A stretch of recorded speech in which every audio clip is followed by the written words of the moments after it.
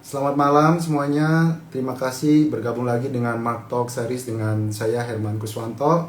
Di acara Mark Talks hari ini kita akan mencoba untuk mendiskus masalah bagaimana tips dalam membeli properti maupun investasi di properti ya. Seperti yang kemarin kita sempat vote, tampaknya lebih banyak yang berminat di properti karena I think ya umumnya semua orang lebih suka membahas properti karena I think properti adalah aset dari banyak semua orang dan impian dari banyakan teman-teman ya, terutama untuk anak-anak orang-orang di middle class maupun di orang-orang bawah. So mungkin untuk session hari ini saya akan coba membawanya dengan cukup singkat, nggak mau terlalu panjang karena saya nggak mau makan waktu kalian dengan panjang lebar. Nanti bagi teman-teman yang mungkin telat masuk nanti bisa langsung lihat di replay. Oke, so mengenai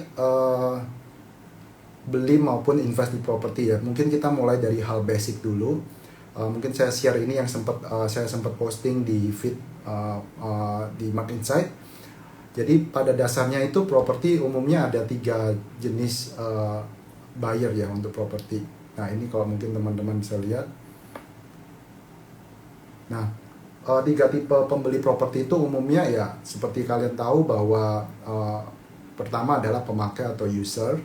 Ya, of course itu untuk tempat tinggal kalian pada umumnya. Pertama untuk first home buyer. Dan yang kedua itu biasanya mereka targetnya untuk mendapatkan capital gain. Dan tentu untuk capital gain ini mencari return yang optimal. Umumnya yang kriteria yang kedua ini rata-rata adalah lebih ke yang disebut dengan ada orang yang sebutnya investor, ada orang yang sebutnya spekulan gitu ya. Karena mereka intinya ada juga yang spekulan itu umumnya dia maunya ngeflip cukup cepat dalam perputaran jual beli dari properti itu sendiri. Dan yang ketiga adalah yang fokusnya lebih ke passive income dan itu disebut dengan yield atau rental yield. Dan tentu umumnya ya basically fokus mereka adalah untuk mendapatkan hasil sewa yang sebaik-baiknya ya. Dan itu bisa dari sewa apartemen, sewa dari rumah, kemudian maupun sewa ruko, sewa warehouse gitu ya. Nah nanti mungkin coba saya jelaskan sedikit mengenai basic fundamentalnya seperti apa. Karena pada hari ini intinya saya akan coba elaborate beberapa basic fundamental dalam investasi atau beli properti. Saya akan coba bikin sesi yang kedua properti untuk besok. Saya akan coba invite one of my friend yang cukup expert juga di properti. Nanti kalian bisa belajar lebih banyak lagi dan mendapatkan comparison view dan opinion. Karena saya tahu bahas properti ini akan panjang ceritanya, jadi supaya lebih optimal saya bikin 2 sesi selanjutnya besok gitu ya. Nah kemudian kalau untuk dalam tipsnya apa aja sih dalam membeli properti ini, langsung saya tunjukin share yang sempat saya sudah posting di feed saya ya. Tentu ini ada 5 tips yang kalian harus pelajarin dan kalian harus mengerti ya. Yaitu pertama of course modal dan cash flow kalian. Maksudnya apa? Intinya gini, untuk kalau kalian sebagai first home buyer, kalian jangan terlalu termakan oleh ego ataupun ikut-ikutan teman. Karena pada ujung-ujungnya properti itu adalah heavy atau investasi yang cukup capital intensif gitu ya. Jadi memakan modal cukup banyak sekali, tidak seperti investasi umum pada umumnya. Jadi bagi teman-teman, saya ngomong apa adanya, belak-belakan aja. Bagi teman-teman kalau memiliki cash flow atau modal yang pas-pasan, saya tidak pernah menyarankan kalian untuk invest langsung ke properti asetnya. Karena itu akan memakan dan menyerap cash flow kalian sangat besar. Dan tentu kalian akan kesusahan nanti cash flow-nya ya. Dan jadi modal dan cash flow ini rule of thumb-nya seperti ini.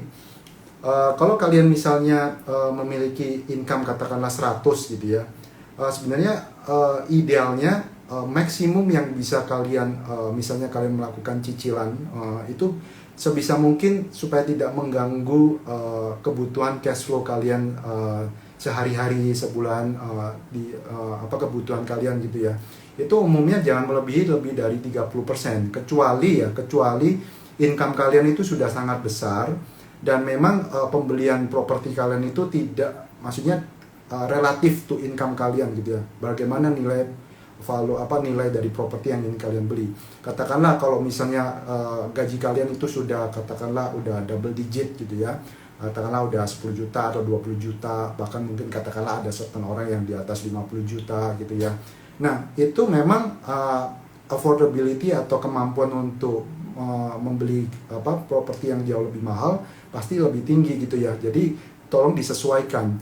Saya bilang 30% ini tidak kenapa sebenarnya itu menjadi salah satu rule of thumb aja, dan itu umumnya dipakai oleh bank juga kan kalau kalian amatin. Tapi ada beberapa orang yang bisa sampai dengan 50% dari cash flow mereka. Tidak apa-apa itu, karena kalau misalnya katakanlah income kalian 100 juta atau mungkin 200 juta, ada beberapa orang bisa income-nya besar-besar gitu ya.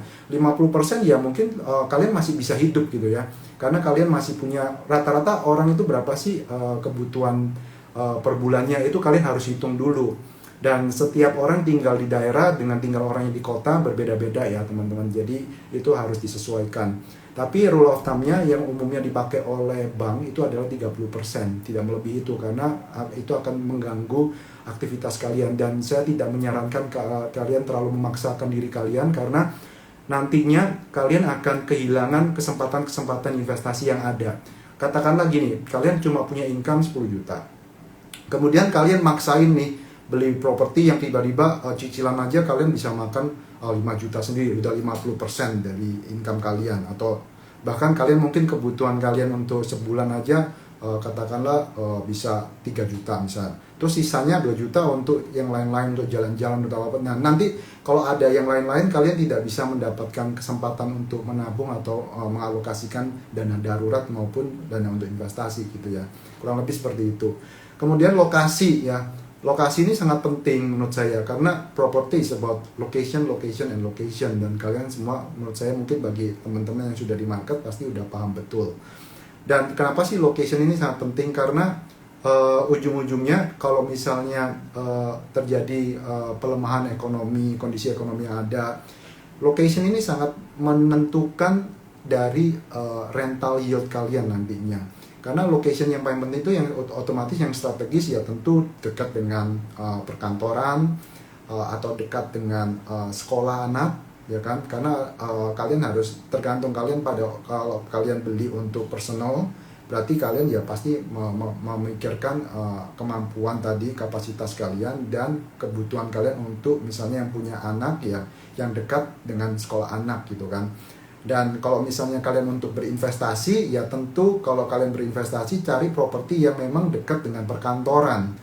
Dan tentu bisa dekat perkantoran, biasanya untuk orang-orang yang single, atau misalnya target kalian mau disewakan misalnya ke orang yang berkeluarga, ya biasanya mereka suka dengan yang dekat dengan sekolah-sekolah. Terutama target kalian apa dulu nih, apakah target kalian orang-orang ekspat, orang-orang yang lokal atau apa, itu tergantung kalian. Tapi intinya lokasi itu sangat penting ya guys.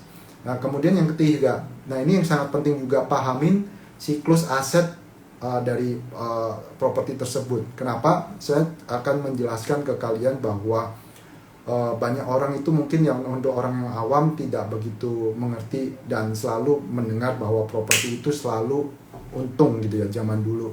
Memang properti itu di zamannya baby boomers, di orang tua kita itu kan kebanyakan mereka tidak pernah mengalami fase digital maupun fase teknologi. Apa sih kaitannya? Kaitannya gini guys, di era digital ekonomi ini dan diikutin dengan banyaknya anak milenial sekarang ini kan hidupnya jauh lebih tercukupkan gitu kan dibandingkan dengan orang tua kita yang para baby boomers. Jadi tentu orang yang baby boomers ini mereka hidupnya dulu susah gitu kan. Jadi mereka selalu mengutamakan apa-apa harus beli properti, itu utama sebagai investasi nomor satu buat bagi mereka. Dan kita dididik seperti itu. Dan tentu akhirnya tuh nancap di pikiran kita bahwa jadi apa kita beli properti itu paling aman, dan at least properti itu tidak akan pernah rugi. Karena memang properti itu zaman dulu ya long cycle-nya itu sangat tinggi, sangat panjang, dan nanti saya tunjukkan cycle dari properti itu. Tapi intinya message saya di sini itu sudah nggak relevan lagi ya guys. Jadi properti itu bisa rugi. Itu perlu kalian ingat bahwa investasi di properti itu tidak jaminan kalian akan selalu untung. Dan kalau kalian mau investasi atau beli di properti itu, kalian harus mempunyai nafas yang sangat panjang. Jadi sekali lagi saya tidak sarankan bagi teman-teman yang tidak mempunyai kapasitas cash flow yang cukup besar, jangan sekali-sekali untuk beli properti ya. Kenapa? Karena saya lihat banyak, saya pun pernah mengalami, saya sendiri pribadi, dan saya lihat banyak beberapa teman, karena pada waktu itu kan kita masih beberapa tahun yang lalu kita itu masih kena euforianya orang semua jualan, yaitu umumnya herd mentality gitu kan. Orang euforia beli semuanya properti. Kalau kalian teman-teman ingat di tahun 2011 sampai 2013 itu properti booming banget. Jadi orang-orang berasa kayaknya apa-apa itu kayak suka menonjolkan mereka punya properti berapa gitu ya. Kayak status sosial properti itu. Oh, gue habis beli properti di sini nih, gue habis beli apartemen di sini nih. Lu punya properti berapa? Gue punya properti 3, gue punya properti 5. Jadi itu kayak status sosial guys untuk pamer. Dan saya lihat beberapa teman itu pun juga mengalami kesulitan karena pada waktu itu mereka berpikir investasi properti itu sangat menguntungkan. Jadi banyak orang yang ngotot beli properti. Jadi beli properti 1, 2 gitu ya. Dan mereka lupa bahwa properti itu tidak liquid. Jadi kalian untuk menjual properti itu susah banget gitu ya. Dan marketnya itu sangat luas. Dan semuanya orang invest property at the same time gitu kan. Jadi marketnya itu yang terjadi adalah oversupply. Jadi itu yang harus kalian pahamin. Siklus setiap suatu aset investasi itu pasti ada siklusnya. Nanti saya jelaskan di belakang. Nah ini yang keempat, biaya operasional dan yield ya. Ini kalian juga harus pahamin betul. Saya kasih pengalaman pribadi saya ya. Saya memang bukan raja properti atau ahli properti yang gimana-gimana, enggak. Cuma saya willing to share ke kalian dari pengalaman saya ya, karena saya pernah invest di tanah, pernah juga saya pernah invest di landed house, saya juga pernah invest di beli di apartemen. Itu jadi saya bisa tahu tuh, jadi pengalaman saya. Nah dari sini yang membedakan adalah biaya operasional itu sangat penting bagi kalian yang belum pernah coba beli atau invest di properti. Terutama ini seperti gini ibaratnya, kalau kalian mengharapkan yield yang cukup tinggi, tentu biasanya ada trade off-nya. Trade off-nya itu adalah biaya operasional yang cukup tinggi, terutama seperti apartemen-apartemen yang middle class. Nah itu biaya operasionalnya itu secara rule of thumb itu sekitar 20-40% dari expectation of rental income yang bisa kalian dapatkan. Jadi itu harus kalian pertimbangkan. Beda itu maksudnya apa sih 20% sampai 40%? Saya kasih contoh ya. Again ini mungkin saya kasih standar dari apartemen di Jakarta. Mungkin kalau di daerah-daerah mungkin agak berbeda, tapi mungkin kalau umumnya di kota-kota besar mungkin bisa relatif mungkin nggak beda jauh kalau kayak di Surabaya, karena saya asli Surabaya gitu kan. Nah, 20% sampai 30% ini seperti apa? Itu seperti kayak biaya IPL, biaya listrik, kemudian biaya service charge seperti itu ya. Nah, itu kan rata-rata kalau middle upper apartment itu kan rata-rata itu kalau nggak salah starting dari harganya 20 sampai 30 ribu per meter per square meter, itu biaya operasionalnya. Bahkan kalau mungkin yang apartemen yang mewah ya pasti ada yang di atas 40 maupun 50 ribu per square meter. Jadi roughly untuk apartemen itu sangat tinggi guys biaya operasionalnya. Dan seringkali orang itu lupa bahwa saya juga pernah temu dengan teman, mereka itu kadang lupa memperhitungkan itu. Waktu udah beli tiba-tiba kaget, ternyata kok biaya operasional saya tinggi banget ya per bulan, bisa katakanlah 2 juta, ada yang 4 juta gitu kan. Kemudian saudara saya pun juga pernah ngalamin rugi juga karena beli properti apartemen at the peak cycle of the industri itu sendiri, yaitu di tahun 2013-14. Kalian perhatiin orang-orang yang beli properti di tahun 2014 itu kebanyakan pasti rugi besar guys, karena itu at the peak cycle of the asset cycle-nya. Dan tentu pada waktu itu sudah harganya mahal, valuasi propertinya mahal, dan tentu harga biaya operasionalnya itu pasti disesuaikan dengan harga propertinya di saat itu guys. Jadi berasa banget, jadi mahal banget. Jadi ada beberapa saudara itu juga mengeluhkan gitu kan, karena harus bayar per bulan katakanlah ini saya bukan mau pamer atau apa ya, saya memang ngomong apa adanya, faktanya. Itu kalau untuk yang middle upper class, apartemennya tergantung luas juga. Kalau luasnya bisa 200 meter, itu per bulan bisa mungkin 10 juta loh guys. 7 sampai 10 juta, itu tergantung lokasi, itu terutama lokasi di SCBD. Tapi kalau yang di pinggiran dari SCBD ya mungkin kalian per bulan bisa kena 3 sampai 5 juta, 3 sampai 4 juta atau 3 sampai 5 juta. Jadi itu sangat tinggi sekali. Nah, jadi kalian harus hitung-hitung lagi. Ekspektasi yieldnya ya tentu yang tadi itu ditentukan oleh lingkungan dan location kalian. Kalau kalian mencari properti yang dekat dengan, saya sarankan orang-orang yang dekat dengan lingkungan expat ya. Kenapa? Karena expat itu umumnya mereka mempunyai budget yang relatif tinggi. Dan expat itu mempunyai budget dari perusahaan. Dan rata-rata memang mereka lebih willing to, kemampuan daya beli mereka, kemampuan daya membayar mereka jauh lebih tinggi dibandingkan di daerah-daerah tertentu. Saya kasih contoh perbedaan antara, misalnya nih, kalian perhatiin, kalian bisa do survei juga, ngobrol dengan broker kalian. Rata-rata untuk kayak Jakarta Selatan, SCBD, itu rata-rata pasti rental yieldnya relatif jauh lebih tinggi dibandingkan dengan Jakarta Utara, Jakarta Barat, karena beda marketnya. Saya bukannya mau membedakan masalah rasis atau apa, enggak. Karena market Jakarta Selatan dan SCBD itu adalah market-marketnya orang ekspat. Sedangkan kalau orang-orang yang di Jakarta Barat, Jakarta Utara, karena saya juga pernah invest di Jakarta Barat gitu ya, apartemen, dan itu memang marketnya ya rata-rata kan orang-orang lokal gitu ya, orang-orang lokal, Chinese lokal ya. Kalau kalian berhadapan dengan orang Chinese lokal, mereka sih semuanya serba dihitung guys. Jadi ya mereka tahu betul cara dagang, cara hitungannya, mereka nggak akan mau willing to pay gitu ya. Beda dengan kalau orang bule, orang ekspat, itu rata-rata yang membayar adalah perusahaan gitu ya. Jadi budget mereka pasti lebih tinggi. Itu yang perlu kalian perhatiin. Sebagai gambaran, ya kalau kalian mau dapat gambaran yield itu yang bisa berapa sih kisarannya. Nah, yield ini adalah rental yield ini tergantung juga dari pada waktu modal kalian belinya di berapa. Itu ibaratnya kayak kalau kalian beli saham, kalian dividen yieldnya itu kan ditentukan dari modal awal kalian berapa.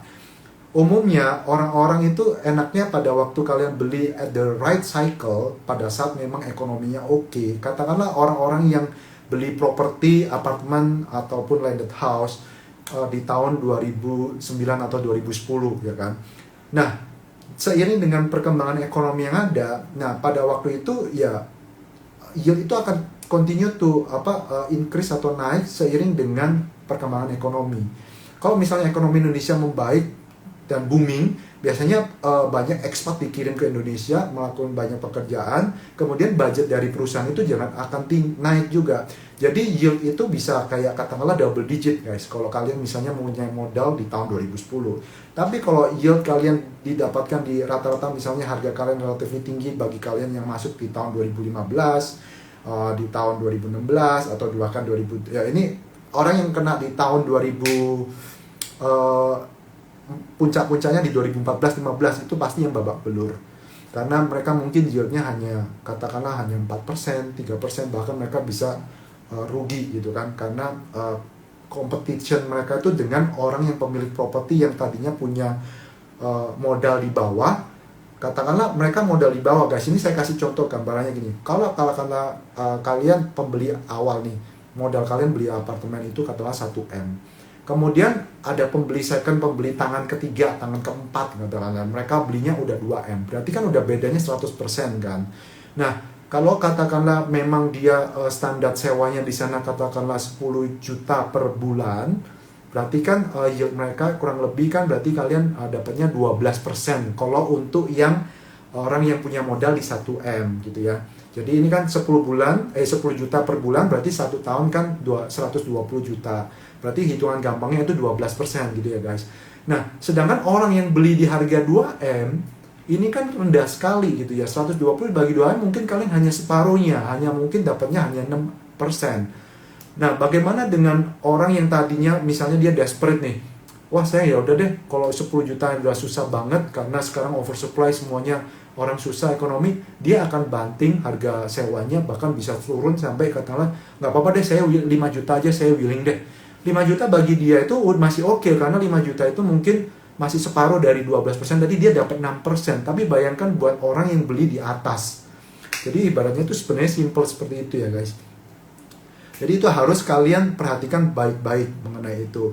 Kemudian mengenai pajak dan return. Ini banyak sekali orang itu kelupaan. Saya pun pernah mengalami itu, beli properti kelupaan hitung pajak guys. Karena saya pikir ya properti pasti at least berapa persen gitu kan. Tapi saya pada waktu itu beli at the wrong cycle, saya kena gitu ya. Tapi saya juga ada beberapa yang invest di properti, saya pernah ngalamin ya enak kalau timingnya pas. Saya pernah gitu ya ngeflip misalnya properti apartemen gitu, ya yang levelnya middle gitu ya, dalam waktu 2 tahun ya, karena ekonominya Indonesia pada waktu itu kan saya beli katakanlah di 2013 ya, 2013 itu masih oke banget lah.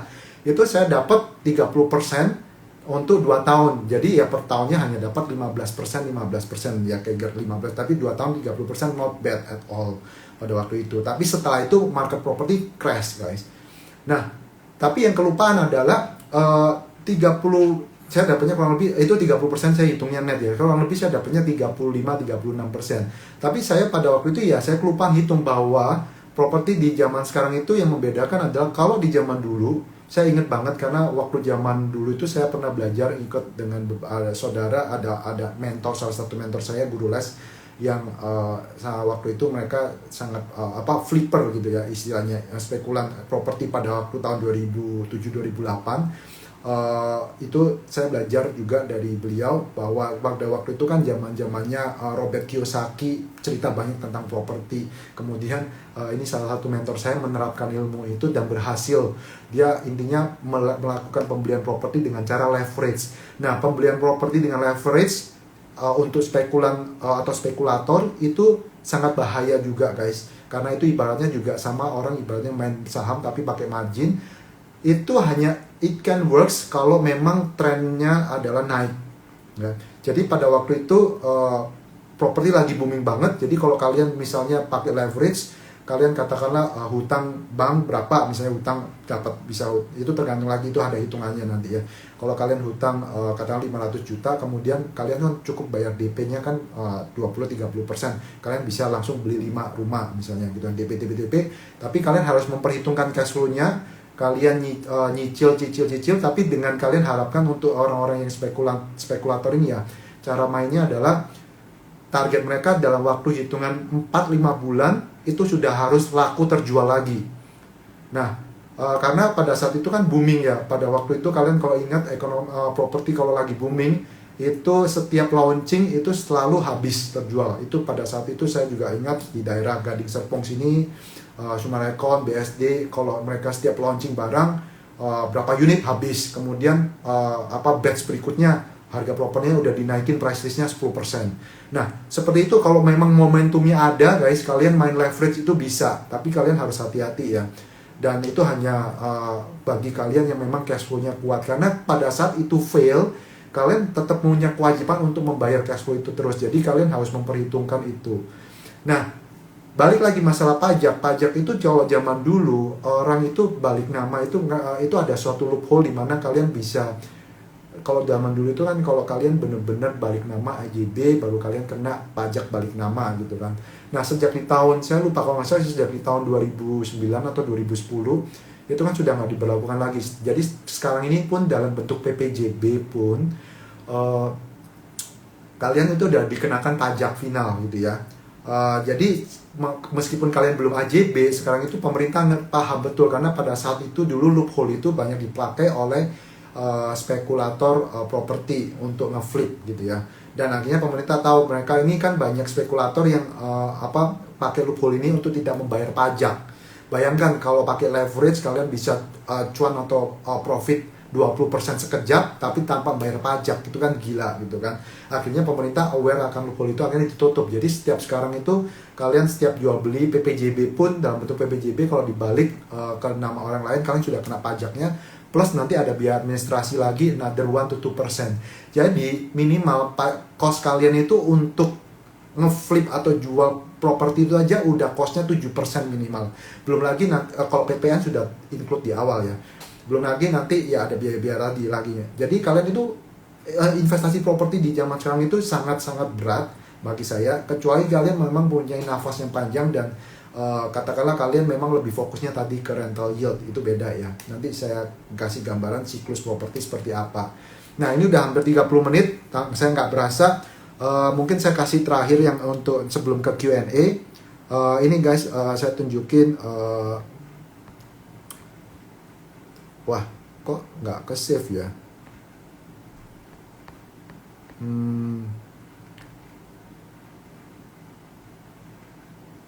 Bentar ya. Saya tunjukin di sini aja ya. Ini kok gambarnya nggak ke save guys, sorry.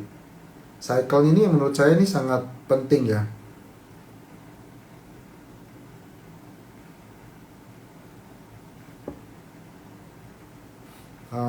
Kalau kalian teman-teman bisa lihat ini, bisa lihat nggak ya cycle-nya? Sorry ya guys, saya jadinya manual. Nah oke, nanti kalian mungkin bisa lihat di feed saya ya, saya kasih tunjuk di feed saya. Ini tadinya saya sudah save tapi nggak tahu, nggak kelihatan di sini filenya. Sorry banget. Nanti saya kasih lihat, saya share di story supaya kalian mengingatkan kalian, mungkin beberapa yang sudah pernah ingat. Kebalik ya, iya guys, sorry. Ternyata ini tadi saya udah save, tapi intinya gini ya, saya bacain ya. Property cycle itu sangat panjang sekali. Nanti saya share, kalian bisa lihat. Yaitu di tahun pertama sampai cycle-nya itu bisa 3 cycle, yaitu tahun pertama sampai dengan tahun ke-7. Itu disebut dengan recovery phase.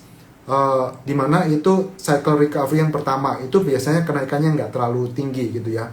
Kemudian di tahun ke-7 sampai ke tahun 14 itu adalah booming.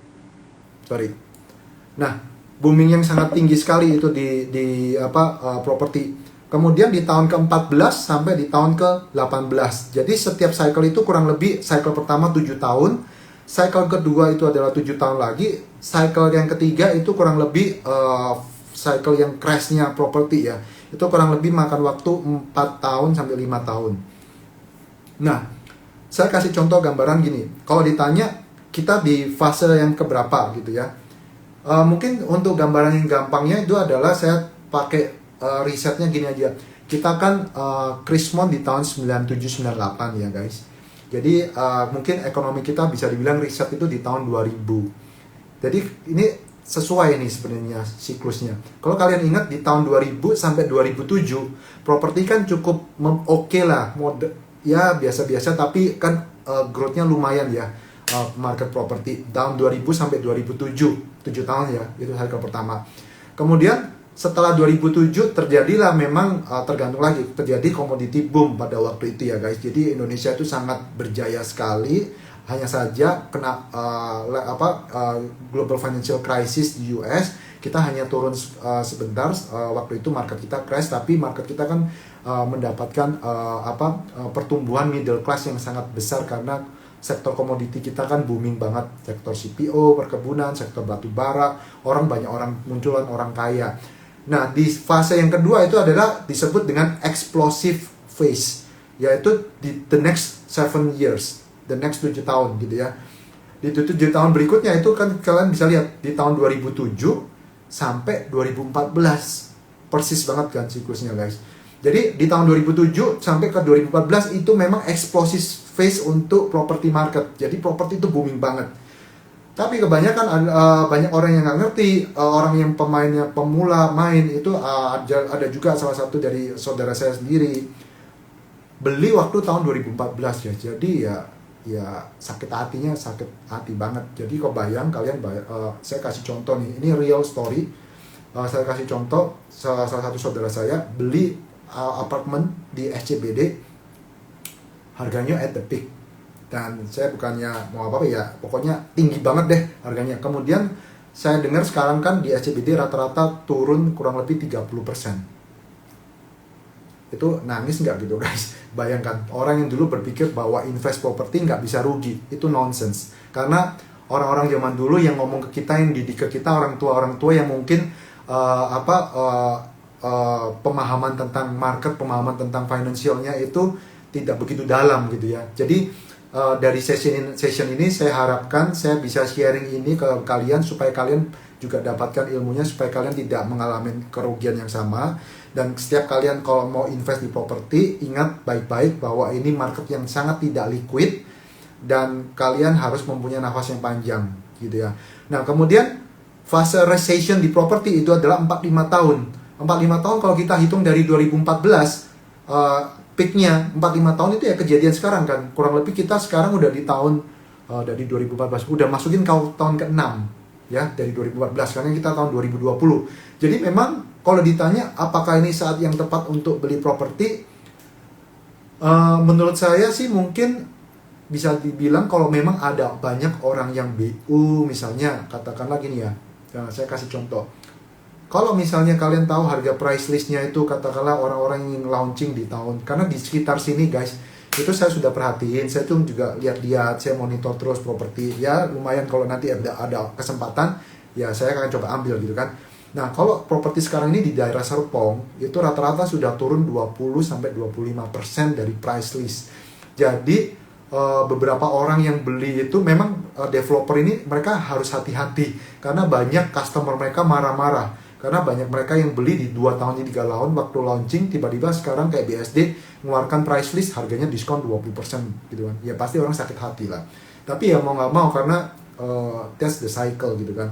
Nah, kalau dibilang apakah ini waktu yang tepat, kembali lagi sesuaikan dengan tujuan kalian apa.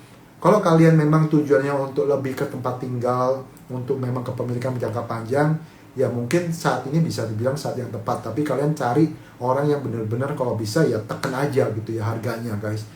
Karena menurut saya properti ini adalah sektor yang sangat unik. Dan sektor properti itu umumnya hanya bisa, dan fase ini kapan bisa berulang lagi seperti tahun 2007 maupun 2000 katakanlah 2007 yang sampai 2014.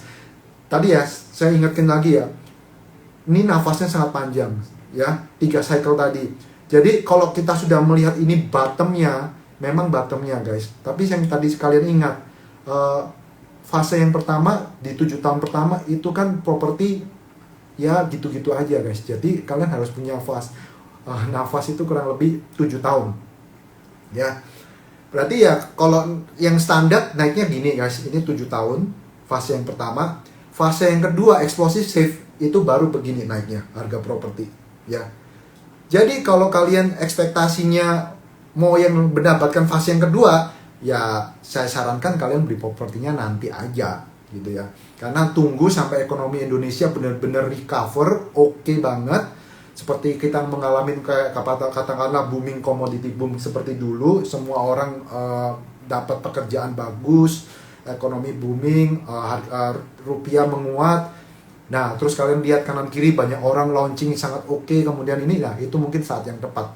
Tapi ya seperti tadi saya bilang, kalau kalian memang merasa sekarang ada time opportunity buying, karena misalnya ada orang BU itu kadang-kadang bisa jual itu sangat murah banget.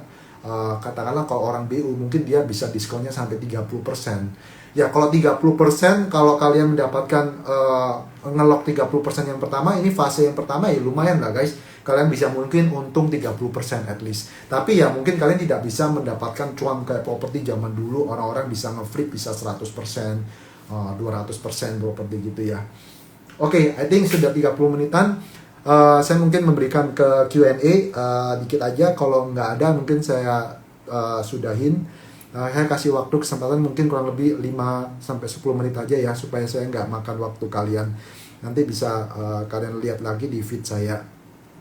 Semoga ini ini ada pertanyaan bentar ya.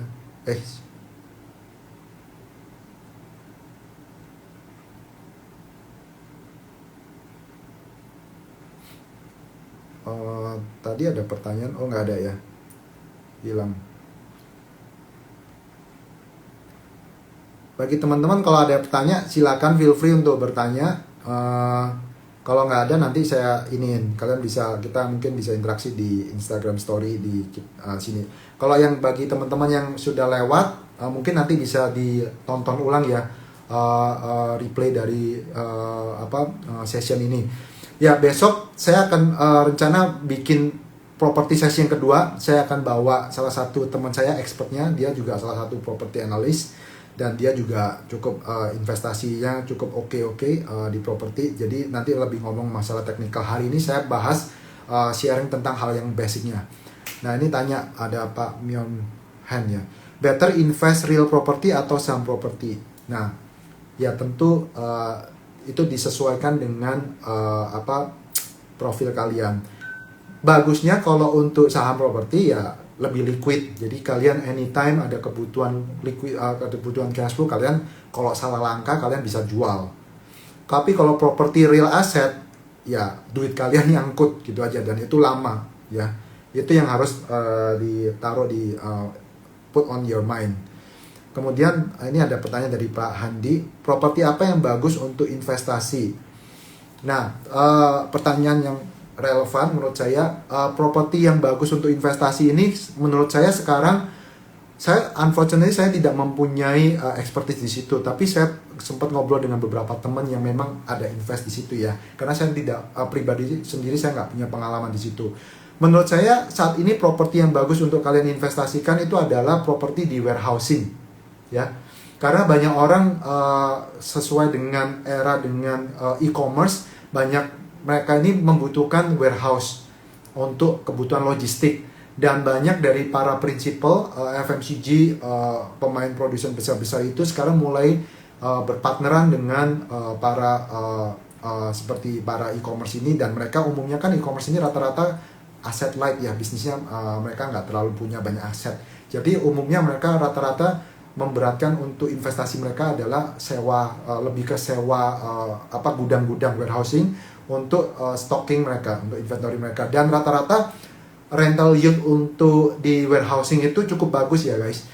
Yang saya tahu rata-rata kalau di daerah Cikarang, dulu saya kalau pernah ngobrol dengan beberapa perusahaan properti di Cikarang, rental yield untuk warehousing itu bisa berkisar antara 9% sampai 11%. Kalau kayak apartemen itu kan sekarang udah berat banget karena banyak competition, banyak orang yang invest di apartemen, jadi apartemen itu juga banyak, tadi saya bilang kan banyak orang yang masuk di awal tahun berapa, mereka banting harga, jadinya sekarang mungkin kayak saya punya apartemen, rental yield saya itu terakhir, tadinya saya ekspektasinya adalah bisa dapat 8-9%, tapi karena marketnya lesu, hanya saja saya ketolong oleh kurs rupiah ya. Pada waktu tahun lalu saya menyewakan itu, kurs rupiah kita itu di 14.500, dan saya kan sewakan ke orang ekspat. Jadi saya lumayan kebantu dari sisi currency-nya. Tapi at least saya tahu nih patokannya memang harganya di sekian nih memang. Jadi ya secara yield saya sih sebenarnya turun dari ekspektasi semula saya, karena saya ekspektasinya 8-9%, saya hanya dapat mungkin hanya 6,5% gitu ya guys. Kemudian ada tanya lagi, kok kalau 2008-2010 ekonomi driver kan dari komoditas, sektor apa yang akan jadi driver ke depan untuk Indo? Oke. Menurut saya ini pertanyaan yang baik banget. Saya nggak tahu namanya, ini platform 7. Menurut saya ke depan ujung-ujungnya Indonesia ini adalah negara komoditi ya. Jadi yang bisa membantu Indonesia berjaya lagi ini sebenarnya adalah program dari Pak Presiden kita, Pak Jokowi, untuk melakukan hilirisasi, yaitu downstreaming. Ini yang sempat saya pernah share di feed saya, kalian mungkin boleh lihat di feed saya cerita tentang perkembangan di Morowali gitu ya. Dan saya sendiri juga pernah ke sana, melihat perkembangan sana, dan saya amazed akhirnya Indonesia itu punya bisa produksi sendiri baja anti karat, yaitu stainless steel. Ya, itu sangat impress saya, itu sangat impresif guys. Saya lihat sana, kalian mungkin kalau mungkin ada waktu, kalau semuanya udah normal, kalian coba main-main ke sana. Dan I think itu yang menurut saya the new futures driver of Indonesia economy. Kalau misalnya program downstreaming Pak Jokowi ini jalan, kemudian program B30-nya jalan, otomatis masalah kayak trade deficit kita, neraca dagang kita yang defisit bisa diselesaikan, yaitu nanti bisa membantu perekonomian kita membaik gitu kan. Karena problemnya adalah Indonesia ini neraca dagangnya selalu defisit guys. Itu yang mempengaruhi rupiah itu melemah, karena kita banyak produk import, kita konsumtif, tapi kita nggak punya produk dalam negeri.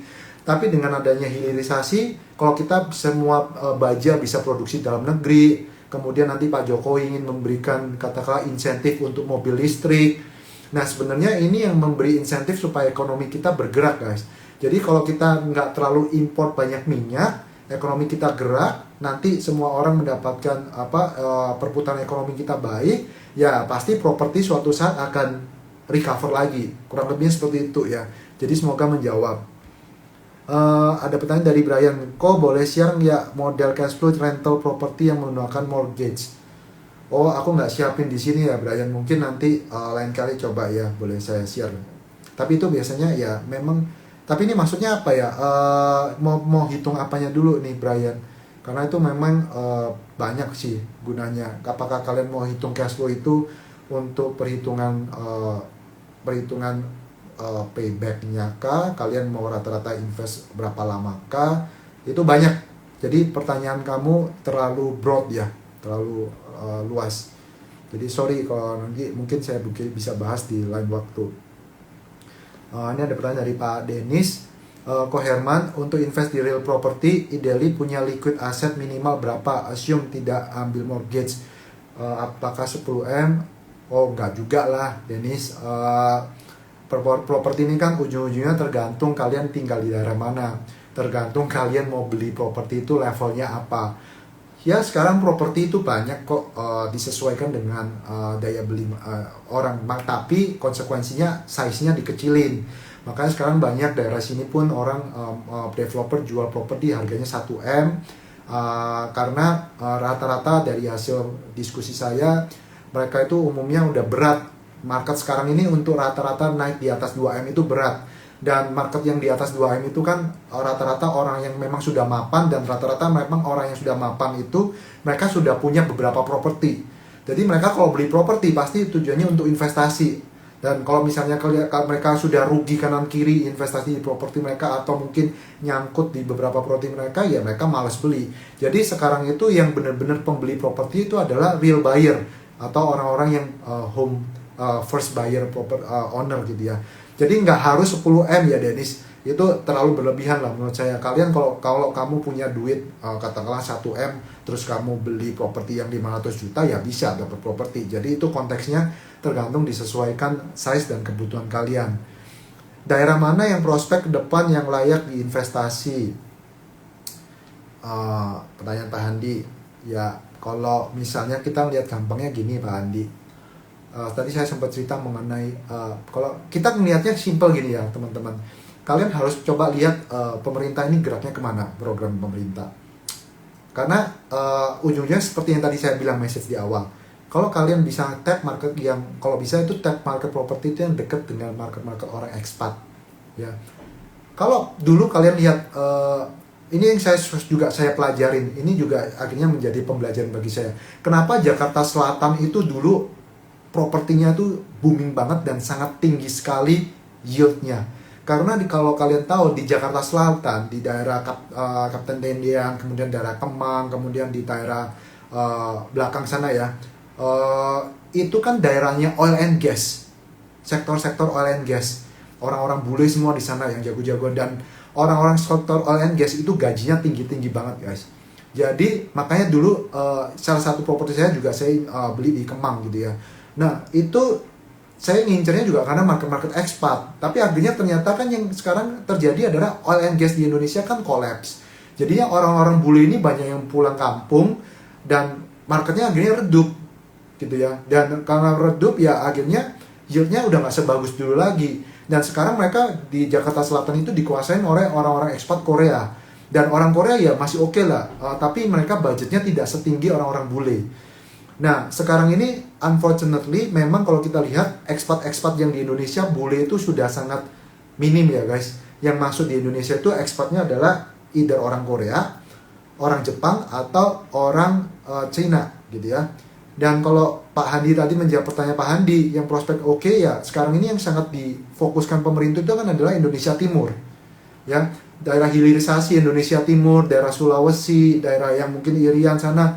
Ya mungkin menurut saya itu opportunity yang cukup besar kalau bagi kalian yang memang mempunyai expertise atau mempunyai modal yang cukup banyak atau mapan, ya kalian bolehlah survei ke sana bagi saya. Kalian lihat sendiri, survei apakah omongan saya benar. Jadi jangan makan omongan saya mentah-mentah. Ini hanya saya share dari pengalaman insight saya. Ya kalian lihat nanti dipantau sendiri di sana. Nah menurut saya kalian ngikutin di situ project-project apa aja yang berkembang di sana. Karena di daerah Sulawesi itu banyak project hilirisasi dari pemerintah untuk kayak mobil listrik nantinya, baterai listrik, perkembangan komoditi nikel di sana guys. Jadi itu bakal banyak ekspat ya. Ini ternyata makin banyak pertanyaan nih, saya nggak nyangka. Dan menurut Ko Herman, seberapa besar maksimum investasi real property versus total portfolio? Ya ini menurut saya rule of thumb-nya tergantung lagi tergantung profil kalian ya guys. Umumnya memang kalau untuk orang yang baby boomers ini adalah orang-orang yang rata-rata lahir di tahun 50-an ya. Tahun 50-an pasti portfolio mereka terbesar itu rata-rata properti, karena seperti yang tadi bilang, hidup mereka zaman dulu susah, jadi mindset mereka itu kebanyakan properti adalah the safest investment yang mereka punya. Dan itu juga umum, culture itu juga di China seperti itu ya. Dan kalau sekarang menurut saya properti itu tidak harus menjadi portfolio yang besar bagi kalian. Kenapa? Karena menurut saya sekarang gini guys, zamannya sudah berubah. Dengan adanya era digital, orang zaman baby boomers dulu nggak ada perkembangan digital ekonomi maupun teknologi. Dan sekarang itu banyak orang kebutuhan propertinya itu minimal. Kenapa? Karena semuanya kan orang bisa dilakukan dengan investasi dengan aset light. Kita kayak gini aja saya bisa melakukan lewat Instagram Live gitu kan. Bisa bertemu dengan kalian karena ada teknologi ini gitu ya. Ya makanya kenapa perkembangan anak-anak milenial sekarang ini banyak orang melakukan investasinya apa? Investasi lebih ke personal branding, investasi untuk melakukan kayak vlogging kayak gitu ya guys. Seperti ini yang saya lakukan ini part of investment sebenarnya, karena saya mencoba mengedukasi orang dan at the same time saya ngomong apa adanya. Ini part of my personal branding juga, supaya suatu saat kita bisa saling mengenal di masa mendatang. At the same time saya membantu Indonesia supaya kalian juga lebih pintar ya. Jadi makanya kenapa sekarang itu banyak anak-anak milenial itu sewa aja rumah, sewa apartemen, itu banyak sekali yang murah-murah guys. Jadi kayak sewa rumah itu kalian bisa sewa rame-rame gitu ya. Mungkin yieldnya, apalagi yield landed house ya, yield landed house itu sangat rendah, bahkan mungkin sekarang hanya 3% guys. 3% itu sangat rendah dan itu sangat murah buat kalian. Kenapa itu menarik? Karena kalau kalian tidak berat di cash flow. Jadi kalian bisa mengutamakan cash flow kalian untuk investasi di hal yang lainnya, yaitu di bisnis kalian, atau mungkin investasi di pengetahuan kalian, knowledge kalian gitu ya. Kemudian ya nanti at the same time kalau cash flow kalian membaik, kalian bisa kalian tetap perlu rumah kan. Jadi menurut saya at least kalian harus tetap beli rumah, itu basic needs yang harus kalian pertimbangkan. Jangan sampai kalian berpikiran oh rumah bakal murah seterusnya, enggak ya. Saya ingatkan bahwa properti itu ada cycle-nya. Jadi dan kita nggak pernah tahu, saya nggak pernah tahu apakah tiba-tiba properti 2 tahun lagi meledak lagi. Kalau ekonomi Indonesia tiba-tiba semuanya recover, ya bisa meledak lagi. Jadi jangan kalian remehkan properti. Kalau memang kalian punya budget atau modal saat ini, kalau memang kalian bisa beli dan mampu menyicil rumah untuk kebutuhan pribadi kalian, ya kalian beli dulu gitu ya. Tapi kalau misalnya kalian untuk kebutuhan investasi properti dan kalian belum punya investasi properti yang lain-lainnya, ya saya sih nggak terlalu rekomen, karena itu akan menyerap cash flow kalian sangat besar ya. Jadi kalau ditanya idealnya, ya menurut saya itu kembali lagi tergantung kalian. Menurut saya mungkin bisa dibilang maksimal menurut saya sih 30-40%. Menurut saya sih sudah cukup enough ya properti, kecuali kalian memang mau passionate menjadi raja properti atau investor properti dan suatu saat kalian menjadi developer, ya itu beda lagi ya gitu. Oke, sudah 50 menit, nggak berasa. Thank you banget teman-teman semuanya hari ini, semoga bermanfaat dan keep produktif, dan saya harapkan ini, mohon maaf jika memang ada kekurangan.